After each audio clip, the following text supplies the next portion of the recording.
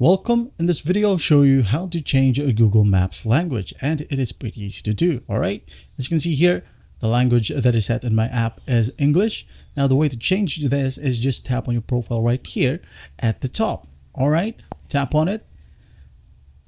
And in here, just locate settings right here. Tap on it and head over to the first option, which is app language. All right. Just go ahead and tap on it. Here's a wide array of languages that you can choose.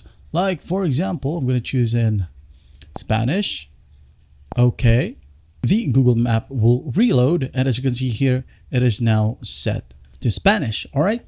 Another way to change the language is just by going to your settings app. All right. Now go to language and input. Now go to language. All right. As you can see here, you can just add a language right here, but do take note that it will change your system's language as well.